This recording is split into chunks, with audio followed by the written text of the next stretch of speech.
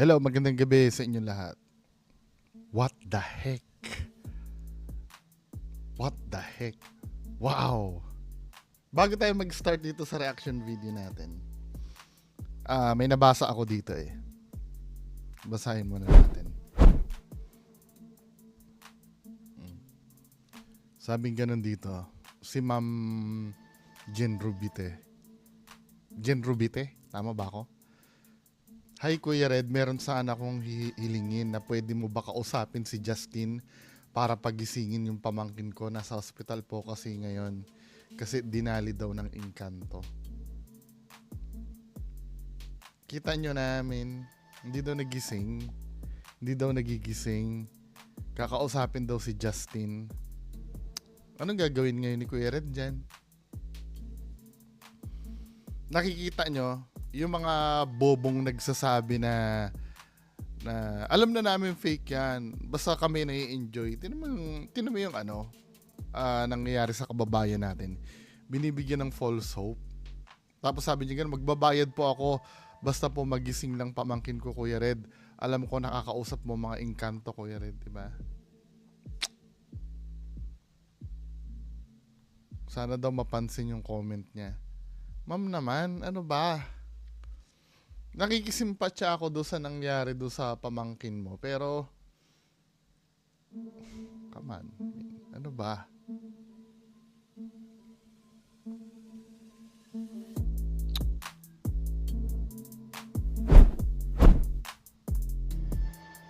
Anyway,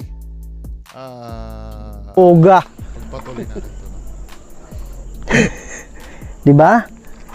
So, Mga mga batikan. tutulungan namin kayo ha. Merong bababang mga anghel dito. Pambihira. Ay, nako Diyos ko, ang Pilipinas.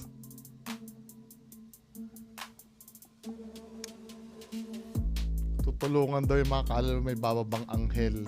Para tulungan kayo. Masaya po ba kayo sa gagawin namin? Fuck! Sorry Lord.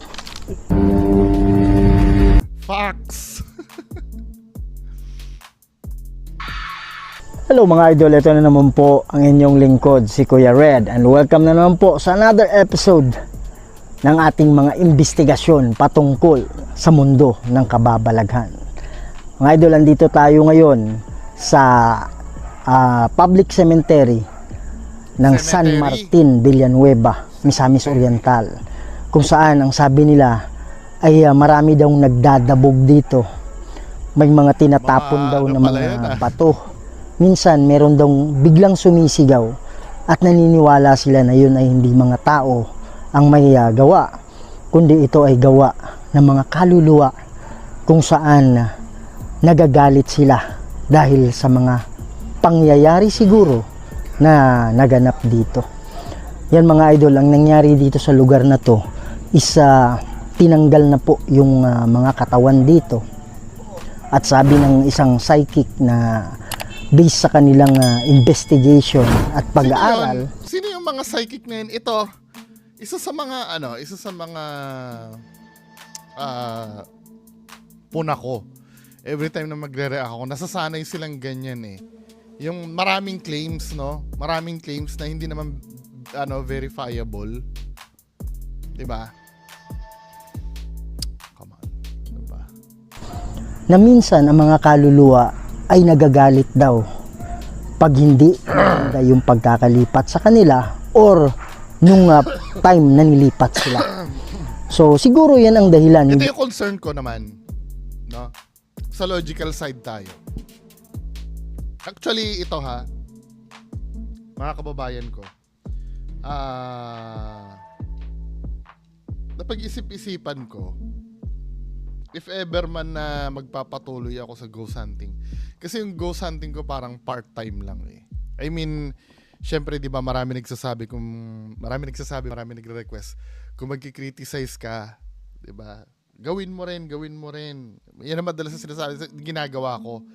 Pero ang method na gagawin ko, if magpapatuloy man ako sa ghost hunting, gamit ko ang logic and science. 'Di ba? Hindi ako dun sa, halimbawa, may mga orasyon. Hindi ko naman sinasabing hindi totoo 'yon, ano? Hindi ko naman sinasabing hindi totoo 'yon. Malay mo totoo, 'di ba? Hindi ko naman alam 'yan kung totoo 'yan o hindi, no? Pero ang mangyayari, mga kababayan, doon ako sa logical side titingin, tsaka sa scientific side. Yan ang magiging role ko pagka hindi na ipaliwanag ng science o kahit anong logic. Saka ako magdideklara ng paranormal. Hanggat walang hindi possible na ma-explain ng science or logic. Yun ang magiging role ko sa ghost hunting ko. Diba? Hindi ako magre-rely sa yung abilities, yung mga ano. Yun ang isa sa mga isa sa mga natutunan ko doon sa last ghost hunting ko, na kasama ko yung mga professionals. Wala nag-orasyon sa kanila. Walang nakipag-communicate gamit ng third eye. Parang yun nga, based on science at ano, parang feeling ko doon ako maihahanay doon sa grupo na yun, based on science and logic, no? Hindi yung itutulungan ako, nakaluluwa. Basta ang purpose lang to prove na nag-i-exist yung multo, hanggang sa makahanap ako ng solid na evidence. Hindi ko sinasabing hindi ako naniniwala na may multo, no? Meron ako, bata pa ako, feeling ko may multo talaga. Kaya lang need nating makahanap ng proof na nag-i-exist talaga ang multo. 'Di ba? Hindi naman kailangan, hindi naman mabubuhay naman ng Pilipinas kung hindi mo mapoprove. Pero alam mo na, yung parang hobby lang, 'di ba? Hindi natin masasabi. Pero ang dahilan kung bakit tayo nandito ay titingnan natin itong sitwasyon dito ngayon. Interview, Kung talaga bang may mga kaluluwa na nagpapakita. Nasasanay ba kayo sa mga ganitong uri ng vlog ni Kuya Red? Yung parang wala namang pinatutunguhan yung claim, no? Yung parang sasabihin niya, sinabi ni ganito, sinabi ni ganyan. Tapos hindi naman hindi naman nababakman yung claim. Kita dito. At pakikiramdaman natin gamit yung equipment natin, kagaya ng REM pad, kung sila nga ay nagagalit Natin talaga, natin. sa pangyayaring ito. So mga idol, hindi ako nag-iisa dito. Kasama natin ngayon special guest, Idol Donski Gas TV. Kasama din natin si Idol Eli Dairit at si Idol Sarge Ghost 04. Sapatos to Ano yan, kababalaghan na naman yan dahil may sapatos? Patayan. Hindi natin alam. Yan mga idol. So ang ginawa dito is binakbak na po. So ito yung pinaka old cemetery dito. Ito yung mga dati pang nilibing. Okay na nandito. Tapos nilipat sila doon sa front kung saan andun yung mga bagong nilibing. Okay? So, pupuntahan natin itong banda dito. Yung mga idol, hiwa-hiwalay kami. Doon sa unahan, nandun sila Sarge Ghost 04, sila Idol Eli Dairit. Yan, so tayo naman dito mga idol. Kung kasama nila si Ma'am Eli Dairit dyan, minimal lang yung niyan. Wala magpapakita. Friend ko nga si Ma'am Eli Dairit. Kakausapin ko yun. Oy, wag niyo sipain si Ma'am Eli Dairit, ha? Wow, grabe. Sobrang creepy talaga. Napapansin niyo kung bakit lumayo si Kuya Red? Hindi pa ako gumagaling sa ubo. Kinukulam yata ako ni Justin. Napapansin niyo kung bakit lumalayo si Kuya Red? Kasi nga, 'di ba? yung mga kasamahan niya, meron dun silang kasama na hindi naman nila ordinaryong kasama. Galing sa galing sa ibang lugar yun si Ma'am Ellie Dairit, 'di ba? Kaya tuloy pagka nandiyan sila, kailangan humiwalay ni Kuya Red.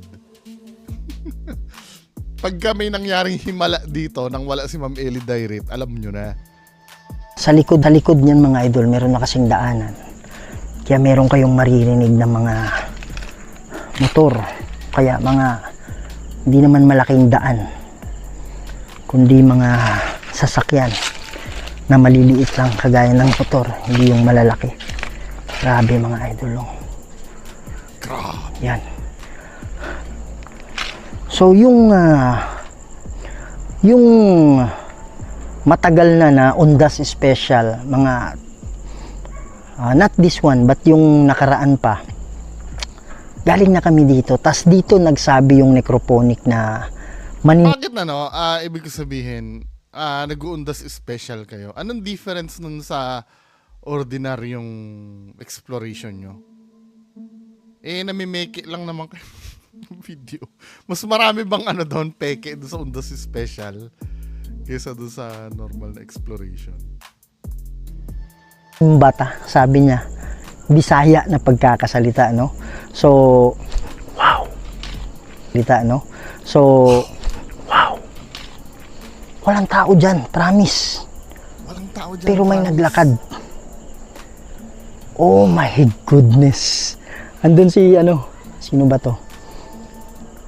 Hindi ko klaro, si Donsky ata, o si Sarge. Walang tao dito. Wow. Sabi sa inyo, may nangyayaring himala pagka wala silang Sambaw na kasamang wala bago ako eh. Grabe. Wait, nag-cut ba? Sambaw na wala ako eh. Oy, nag-cut. Kami sobrang layo namin sa isa't isa. Yan. Grabe, pinagbababakbak na to lahat dito. Bato sa bubong. Classic yung kay nga, Kuya Red eh. Sabi nila, Sa sementeryo, lagi may bato sa bubong yan eh. may mga bumabato daw dito. Di bato na sa bubong kung may bumabato. Magandang gabi sa inyo. Ako nga pala si Kuya Red. Kasama ko yung grupo. Kuya Red? Maraming nakapagsabi sa amin na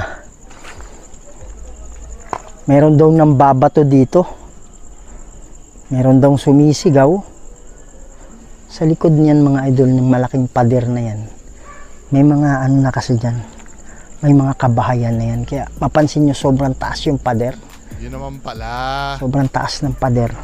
Residential na pala yung... Ingat lang tayo dito, baka may ahas. Grabe mga idol, no? Oh. Pansinin niyo. Yan, so pinagtatatanggal na sila lahat. Repetitive. Yan. Parang tinubuan na yung anong loob ba? At baka mamaya may mga ng kabaong dito. Mga glass ba? Ayan o. Tapos yung ugat sa ibabaw, hindi ko alam kung anong kahoy yan. Parang tumubo na eh. Wow. Mga idol, may shadow dyan, promise. Wala, puro lang promise yan. Promises are made. May nakita akong kulay. May umiiyak. May parang umiiyak. Yan mga idol, kahit ikutin ko yung flashlight ko, sobrang layo ng distances namin. Hindi nawawala yung mga pagpaparamdam. Oh, yun. Si Idol Eli Dairit. Oh, siya yan. Hindi ko lang tatamaan ng flashlight. Basta siya yung umiilaw dyan sa unahan. Yan.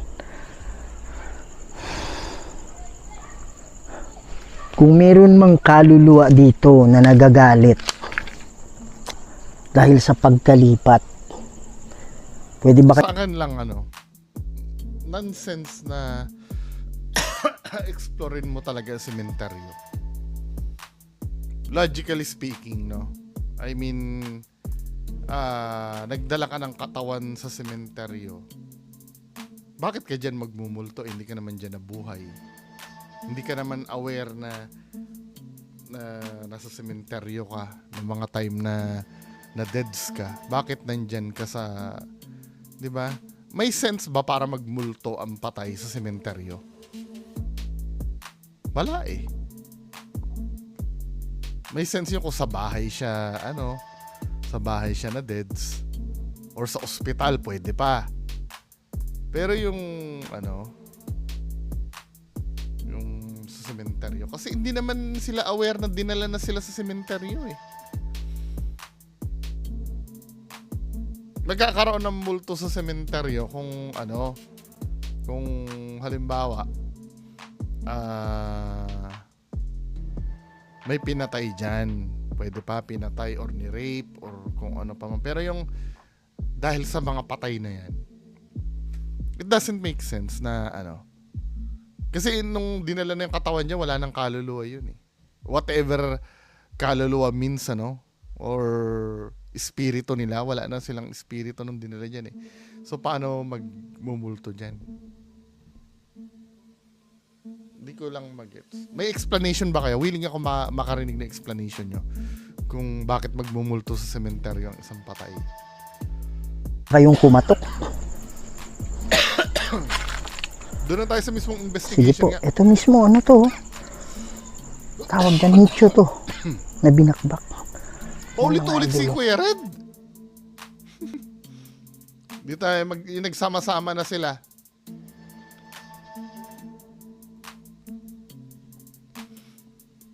Sa unahan.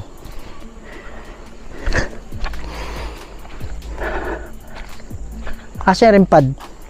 Bro, pangutan na mo bro. Oh, Kung uyon ba sila sa mga kinabuhat rin nga guba bang ng nicho? payag ba sila? Kung uyon sila, patingugon nila. Wala tingog. Pero kung dili nila uyon, patingugon. Tingog man bro. So, dili sila uyon nga pangguba ang ilang nicho.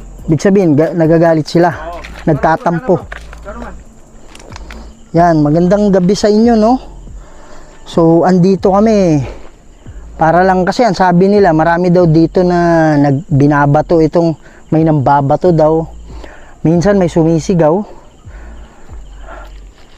Kung meron mang kaluluwa ngayon na medyo hindi masaya sa ginawa sa kanila, Medyo lang. pwede nyo bang hawakan? Pwede nyo bang lapitan yung kulay itim?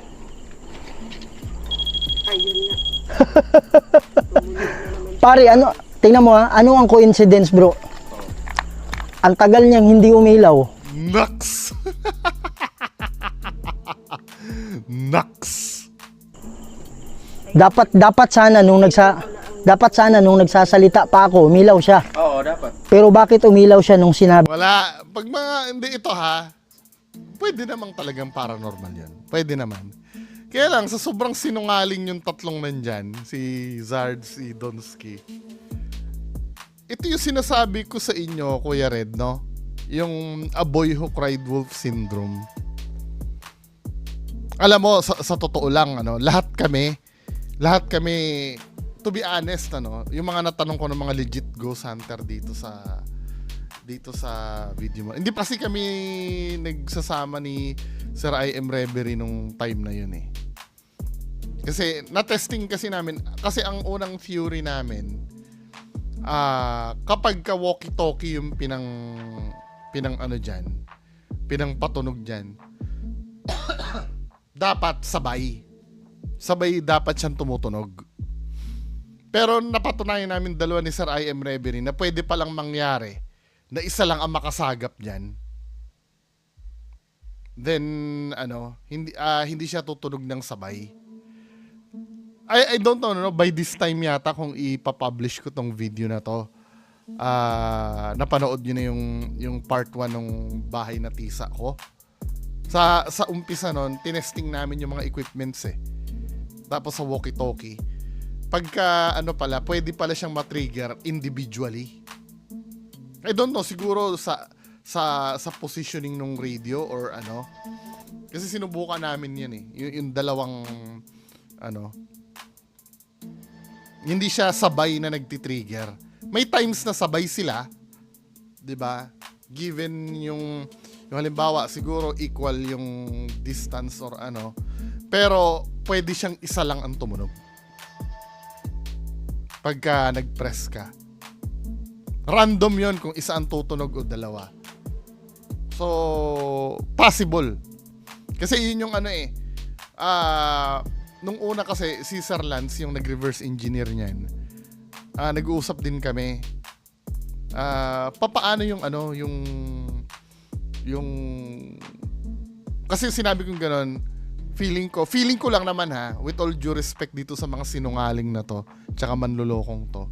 Feeling ko lang, with all due respect sa inyo, feeling ko kasi pinipeke nyo. Ang sabi sa akin ni Sir Flashlight Manila, kinontra ako. Sabi gano'n niya.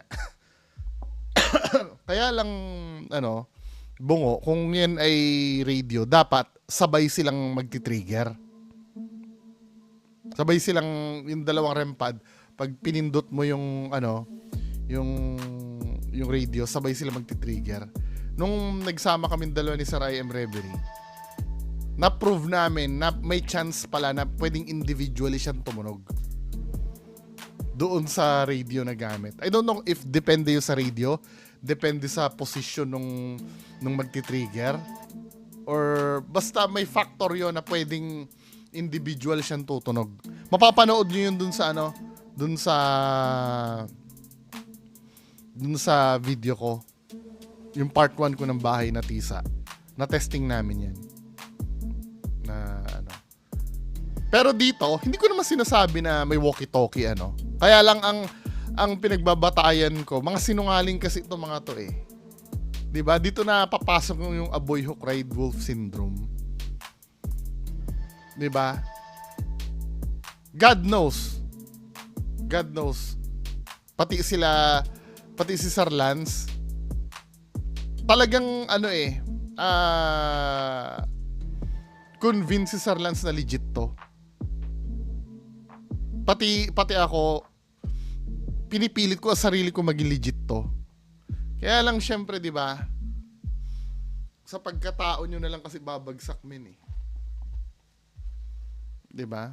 Malay mo totoo nga naman. Kaya lang syempre, 'di ba? Alam mo yung mahirap ng maniwala. Sabi ko na tapos na ako magtanong. Pinapaano ko So, yung masyado ka pa mag-highlight na ganyan, na legit, yung masyado kang defensive. 'Di ba? Na nag-explain ka ng ganyan. Inuulit ko, hindi ko sinasabing fake ito. Pero yung mga red flag na nakikita ko sa inyo na masyado kang maging defensive. Pero kung ordinaryong tao yung magde-defensive ng ganyan, okay lang, no? Pero pag sila kasi gumawa ng ganyan, talaga kumbaga sa pagkain, kahit anong sarap nung kinakain mo, isusuka mo. Diba? na sa kanya. 'Di ba? So ibig sabihin, hindi sila sumasangayon. Hindi sila sumangayon. Tama? Tingnan nyo mga nitso nila Madayon na rin mo pupuntahan na bro. Yan. Ano mga nitso nila Donski naman, Diyos ko, nagpapaliwanag pa yung kasamahan niya, ituturo sa nicho. Kaya nga. Dili, bukay. Butas. Walang sense yung Yan. grupo na Natulog kanina ko yun, doon kami. Nandun kayo. Iniwan nyo dito? Hindi, naglagay kami doon. Tapos Yeah. Isa rin to sinungaling Si Idol Sarge ko 04 ha. Pakisuporta. Sinungaling! Susuportahan ng sinungaling? Sinungaling yan, doon sa bodlat niya lang sinungaling na yan Si Idol Elida Irit. Ito yung sinasabi ko sa inyo, hanggat hindi nyo kinaklaro yung pangalan nyo, forever kayo lelabelan ng mga sinungaling. Diba? We don't give a shit kung totoo na yung nangyayari. Hanggat di kayo umaamin, sinungaling pa rin kayo. Pati si Idol Donski, Gosh TV. Yan. Idol, ilapit mo yung kamay mo. Ilapit mo yung kamay mo. Oh. So, ayan mga idol ha. Pag may tao nalalapit dyan, kasi mag-change yung temperature, tapos meron tayong sariling electromagnetic field. No! Change temperature. Tama, nag-explain ka na naman. Yung yung full version ng REM pad, may temperature sensor yon. Yan, ang gagawin lang ng REM pad, ng dome yan magbubugay ng dome ng signal 'di ba? Pagka may pumasok diyan na something, madidistract yung signal, yun na magko-cause ng alarm. Kaya umiilaw siya. So, kung siya umiilaw na wala namang ibig sabihin, mga kaluluwa. 'Di ba? Yan. Anong explanation mo uli? Anong explanation? So, kung siya umiilaw, nalalapit dyan. Kasi, yan mga idol ha, pag may tao, nalalapit dyan. Kasi mag-change yung temperature, tapos meron tayong sariling electromagnetic Anong sarili? Ang tao? May nag-i-emit ng electromagnetic field? Ang tao? Tingnan nga natin. I-fact check nga natin yon. Tao may sariling electromagnetic field daw.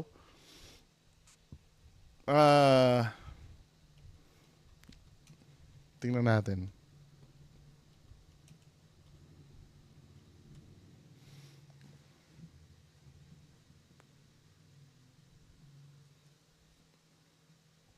To be fair naman, meron naman daw. Pero sobrang sobrang baba. Does body produce EMF? Due to the generation of electromagnetic fields by cortical tissue and other... Mga to eh. Mga microscopic na to eh. Sa bagay, yung heart natin may electricity eh. Pero sobrang baba niyan, men. Ito, may EMF reader ako, Tingnan natin Pakita ko sa inyo yung milligauss tayo. 0, 0 yan 0, 0. Wala akong EMF. Hindi magbabago reading niya, 0, 0 pa rin yan. Wala. Masyadong meron, although na meron, hindi magkukos ang katawan ng ng ganun para mag-manifest. Di ba? Hindi ganun ka, di sana, hawak-hawak ko pa lang tong EMF na to, dapat may reading na yan. Di ba? Hindi. Mali explanation mo. Reject. Di ba? May yun, ang REM pad, nag-i-emit yan ng parang dome na signal. Dapat walang makaka-break nung signal na yon. Pag pumasok kasi yung kamay or kahit anong organic na bagay, mawawasak yung yung signal na yon. 'Di ba, men? Mali yung explanation.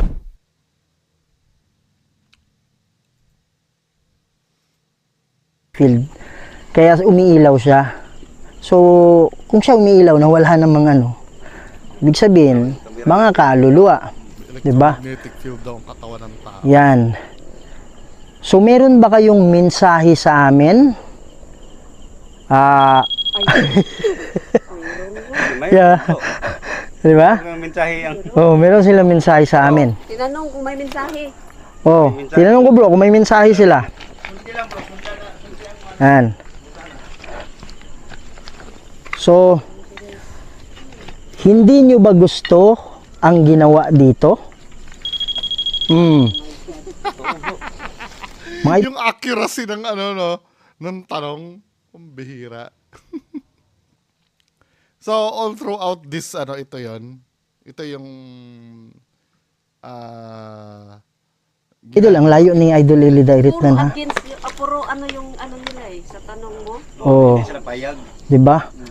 Yan mga idol, baka mamaya i-bash nyo kami ha, nagawa-gawa namin to. Pero yan po galing sa mga kaluluwa. Malay namin, di ba? Malay namin.